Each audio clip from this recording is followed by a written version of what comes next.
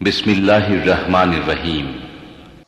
বর্তমান সমাজ ব্যবস্থার যে অবস্থা, মনে মনে ভাবতেছেন আল্লাহ 2 লাখ টাকা নিয়ে বেসপাড়া পর্যন্ত যাইতে পারবো নাকি ছিনতাইকারী কবলে পড়ে টাকা জান দুইটা হারাবো? ভয় আছে না নাই? কথা বলেন ভাই, ভয় আছে না নাই?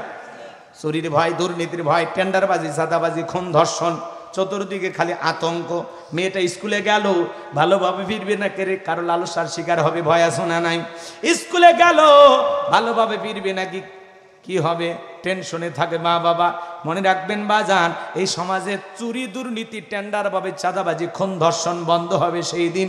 আল্লাহর কোরআন দিয়া জমিনে বিচার চালু হবে যেই দিন। আল্লাহর কোরআনের সমাজ ব্যবস্থা কায়েম না হওয়া পর্যন্ত এই সমাজে চুরি বন্ধ করা যাবে?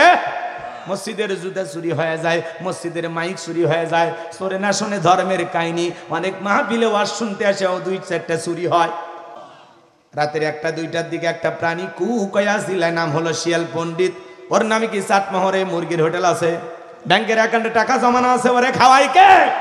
আল্লাহ যদি শিয়ালকে খাওয়ায়, পাখিকে খাওয়ায়, আমরা হলাম আশরাফুল মাকলুকাত, কুনতুম খায়রা উম্মাতিন উখরিজাত লিন-নাস। আল্লাহ আমাদেরকে উত্তম জাতি বানাইছেন, আল্লাহকে আমাদেরকে না খাওয়ায় রাখবেন? বলেন তো, রিজেক্ট দেওয়ার একমাত্র মালিককে। চলুন না বাজান, সামনের দিকে যাই। আমি গুনাহগার যে কথা বলতে চাচ্ছিলাম, হাউজে কাউসারের পানি পান করতে গেলে 2টি কাজ করতে হবে। আল্লাহ তাআলা 2 নাম্বার আয়াতে জানিয়ে দিলেন।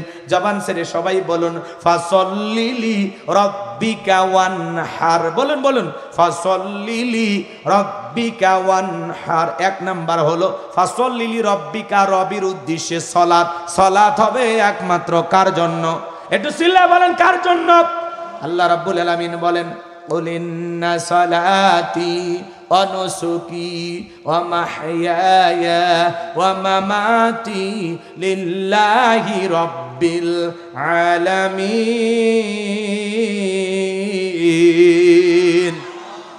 সূরা আনআম আয়াত নাম্বার 162। আল্লাহ রাব্বুল আলামিন জানিয়ে দিলেন, নবীজি আপনি বলুন, আমার নামাজ, আমার কুরবানি, আমার জীবন, আমার মরণ লিল্লাহি রাব্বিল আলামিন, আসমান জমিনের প্রতিপালকের জন্য। তাহলে মুমিন জীবনের সব ইবাদত হবে একমাত্র আল্লাহ তাআলাকে রাজি খুশি করার জন্য। কথা বলেন ঠিক কি না?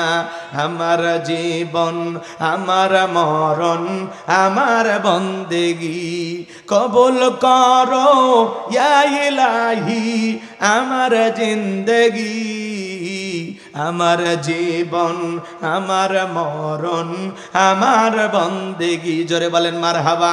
তাহলে ফাসল্লিলি রব্বিকা, রবের উদ্দেশ্যে সালাত। সালাত হবে একমাত্র কার জন্য? কদ আফলাহাল মুমিনুন আল্লাযীনা হুম ফি সালাতিহিম খাশিউন। অবশ্যই মুমিনেরা সফল যারা নিজেদের সালাত বিনয়ের সহিত, নম্রতার সহিত, আল্লাহর ভয় নিয়ে আদায় করে। সালাত আদায় করতে হবে একমাত্র কার ভয়ে? ভালো করে বুঝবেন, নামাজ নামাজের মতো আদায় করা লাগবে। আল্লাহ রাব্বুল আলামিন বলেন, ফালইয়াবুদু রাব্ব হাযাল বাইত আল্লাযী আত'আমাহুম মিন জু' ওয়া আমানাহুম মিন খাউফ। আল্লাহ তাআলা ডেকে বলেন, এই ঘরের মালিকের ইবাদত করো। ইবাদত যদি ইবাদতের মতো হয়, নামাজ যদি নামাজের মতো হয়, যে বান্দা 5 ওয়াক্ত সালাতে মাথা নত করে আমি আল্লাহকে সিজদা দেবে, ওই বান্দার জন্য আমি আল্লাহ 2টা জিনিস দেব। 1 নাম্বার রিজেকের ব্যবস্থা করব। বলেন তো বাজান, রিজেক দেওয়ার একমাত্র মালিক কে? সকালবেলা একটা প্রাণী খালি পেটে নির থেকে বের হয়ে যায়, একটা পাখি খালি পেটে নির থেকে বের হয়ে যায়। সন্ধ্যাবেলায় পাখির পেটটা ভরে বাসায় ফেরত আসার ব্যবস্থা করেন তিনি কে? রাতের 1-2টার দিকে একটা প্রাণী কুকয়া জিলায়, নাম হলো শিয়াল পণ্ডিত। ওর নামে কি চাটমোহরে মুরগির হোটেল আছে, ব্যাংকের অ্যাকাউন্টে টাকা জমানো আছে, ওরে খাওয়াই কে?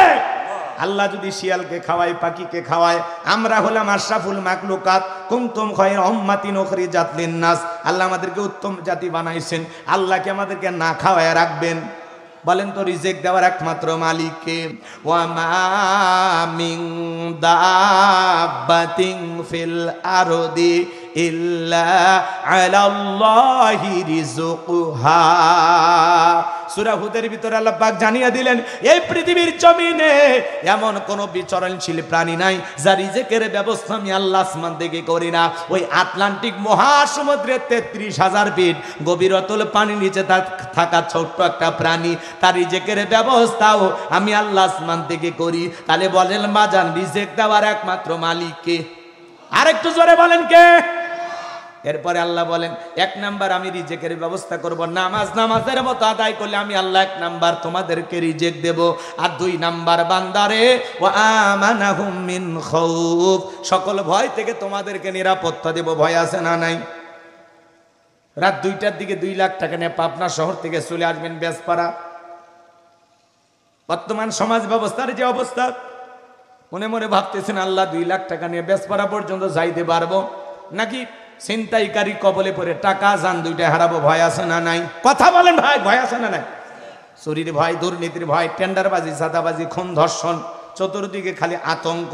মেয়েটা স্কুলে গেল ভালোভাবে ফিরবে না, কারো লালসার শিকার হবে, ভয় আছে না নাই? স্কুলে গেল ভালোভাবে ফিরবে নাকি কি হবে, টেনশনে থাকে মা বাবা। মনে রাখবেন বাজান, এই সমাজে চুরি, দুর্নীতি, টেন্ডার ভাবে চাঁদাবাজি, খুন, ধর্ষণ বন্ধ হবে সেই দিন। আল্লাহর কোরআন দিয়া জমিনে বিচার চালু হবে যেই দিন।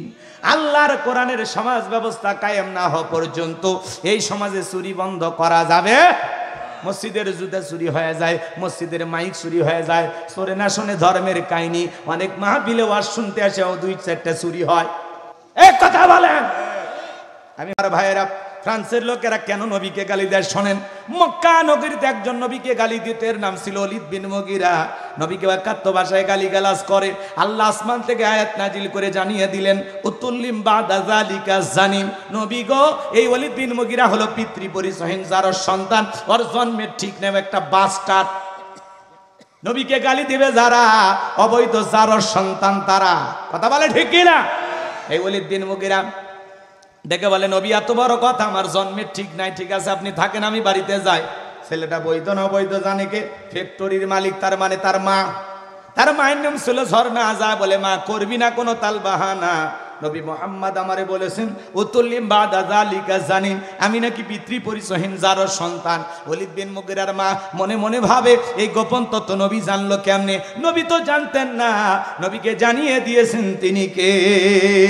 এবার ওলীদ বিন মুগীরার মা বলতেছে, বাবা আমিও মিথ্যা বলবো না, বয়স হয়ে গেছে, এক পা কবরে চলে গেছে। তবে শোন, তোর বাবা ব্যবসা বাণিজ্যের কাজে বাহিরে থাকতো, তোর বাবা ব্যবসা চেনে, টাকা চেনে, কিন্তু তোর মায়ের বোন বোঝে না, সে যে কেন আসে না, কিছু ভালো লাগে না। এবার আসুক, তারে আমি মজা দেখাবো। বাড়ির আশেপাশে তোর চাচা ঘুরঘুর করতেছিল, দেখবেন ভাইয়েরা যখন বিদেশে থাকে, এলাকা থেকে দূরে চলে যায়, দেবরের আমদানি কমে না বাড়ে, ওরা স্লোগান দেয়, ভাবি ভাইয়া তোমার বর। আমি যে দেবর, ভেবে দেখো ভাবি কার কত দাবি। ভাই গেছে মালয়েশিয়া, আমরা তো দেশে আসি। ডিজিটাল দেবর, ডিজিটাল ভাবি। কাছে যা বলে, ভাবি মাঝে মাঝে আপনার চেহারার দিকে তাকাইলে মনে হয় না আপনি 2 বাচ্চার মা।